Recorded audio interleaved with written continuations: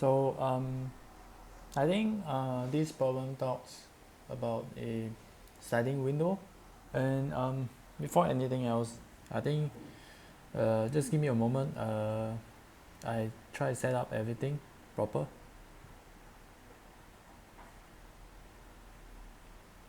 So spell, we are casting for this video a sliding window, and obviously there's always people argue why not use brute force.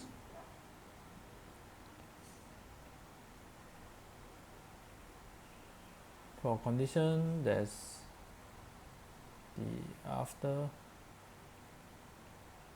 and then before, but most likely only before is usually happens when there's a leak code specific situation that you use. So we dive deep into sliding window lah. So I think they start out by having the L over here, if I'm not wrong.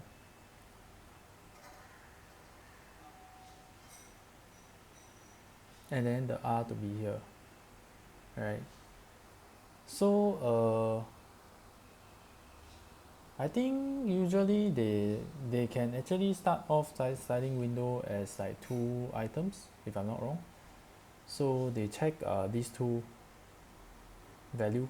I mean the goal, the mission is basically check, I think, duplicate given an array return true if there are 2 elements within a window of size k that are equal. Yeah, so check duplicate.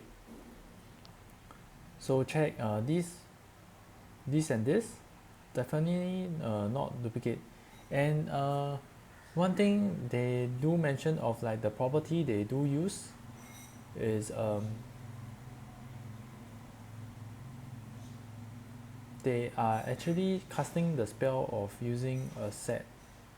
So when you actually do compare, is that set, what's the opposite of not using set is that maybe say for example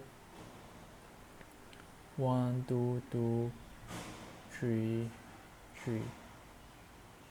So typically how you check if there's duplicate is that maybe say you want check within this area, right?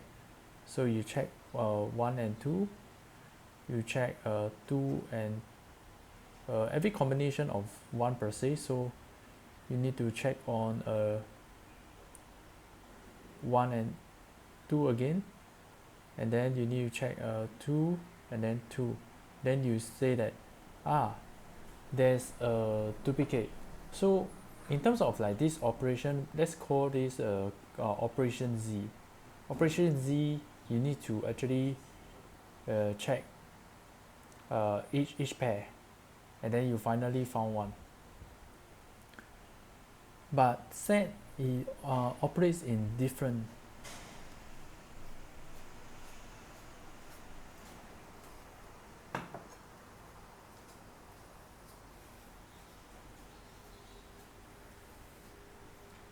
It operates in operation Y per se. So how they actually usually do check is that they maybe say they plant all the items, the 1 2 2 2. The thing is this, when you put set, right, in a set it cannot have duplicate, so it won't allow this item to be inside. So technically, right, in operation Y, you just need to actually check the length of the item. So if say the length after you add all those elements, right, it didn't actually increase at all, you will say that so if the length never increase, that means it say that that means there must be the duplicate that's actually happening. But if the length is still uh,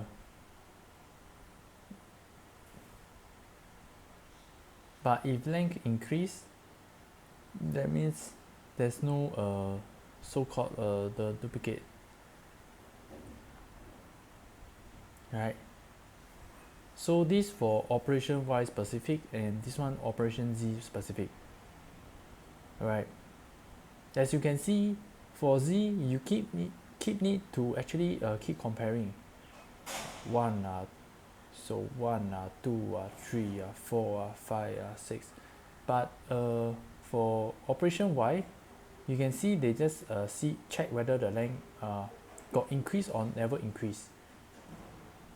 Never increase, that means got duplicate. Got increase, that means no duplicate at all, right?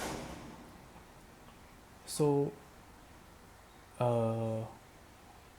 we do jump back to this sliding window thing. So because for this question specific, checking for duplicate, it comes down to actually tell me that okay, I actually need to check for duplicate, and so this is one of the rulebook, one of the property that I want to check for. So I want to check for duplicate or not. So when you talk about need to check duplicate or not, you refer to using the spell set, right? And for sliding window, I think the beauty of it is that it will like it will constantly try to expand until it become like covering of like 3 boxes, and then after covering 3 boxes it will try to move also. So it will start to come over here,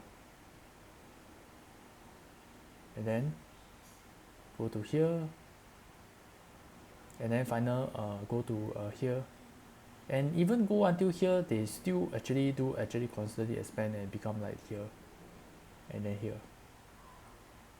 So why do we do this? Because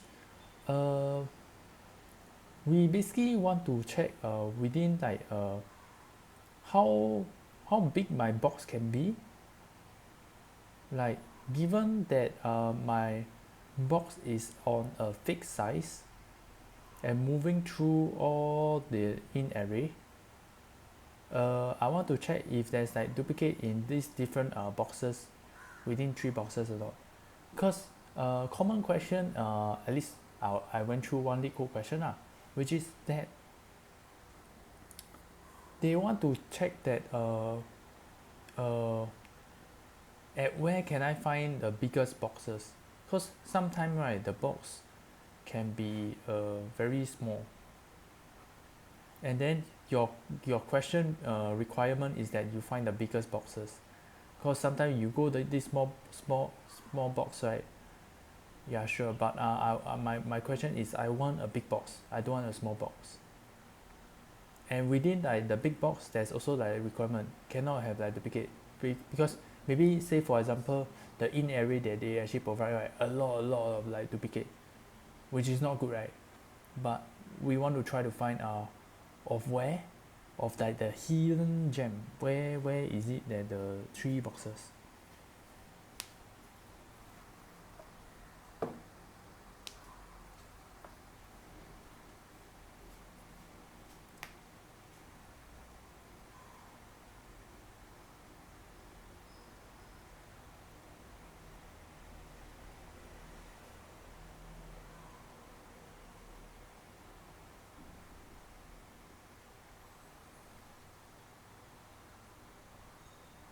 Of where can we find of the hidden gem, where can I find an area whereby there's this big box under, yeah, where is my hidden gem, where my big box can be.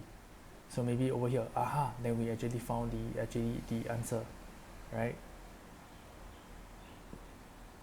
So in my opinion, that's the beauty about sliding window per se. So I just feel that maybe after say this, I think the after condition is that for sliding window specific is that you can maintain the size of like three boxes while maneuvering around the map.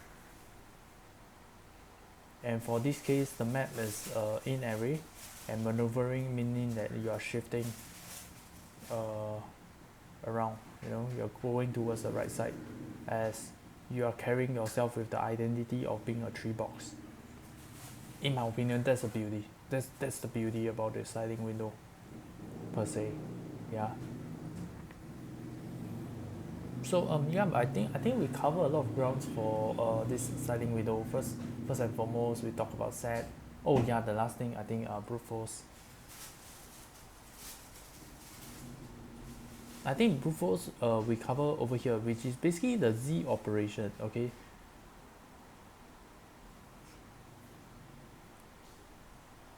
So when you compare Z operation, is that you need to compare if there's duplicate 1, 2, 3, 4, 5, 6. But for Y operation, it just calculate the length.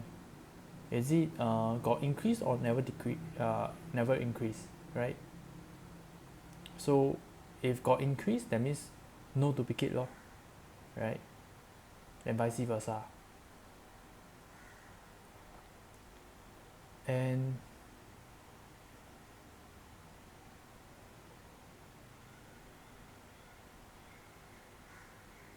hmm, hmm. And if argue about brute force fighting against a sliding window, right? Hmm.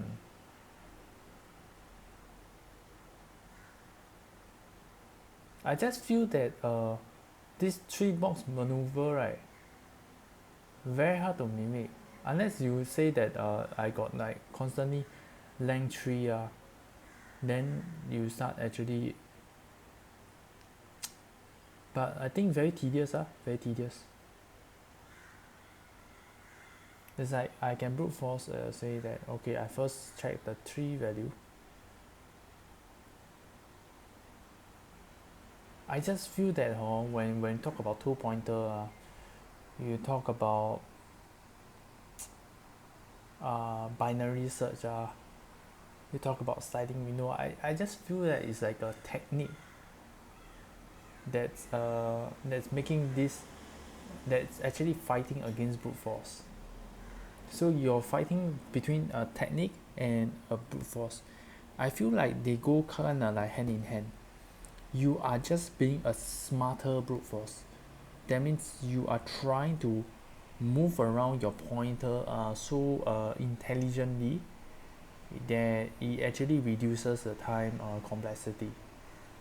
So say for example, normally your time complexity be O n square, but the way you maneuver is very smart. You only maneuver like certain direction, certain angle, and then you draw down the big O of n operation to be cut down, right? So that's what I feel that it's like actually fighting against the sliding window between the brute force. If I were to actually compare these two, yeah. Because like surely I can say that okay, I want to compare these three, but right now how do I actually try to shift these 3 pointers over to that side? And that's when I think sliding window comes in. That is smartly, intelligently move my 3 pointers to move over to here. I think that is the beauty about sliding window as well. Smartly, uh, smartly maneuvering our 3 boxes. So that's what I feel. It's also part of like the property per se. So yeah, that's all. That's all I have for this one. Everything comes to an end.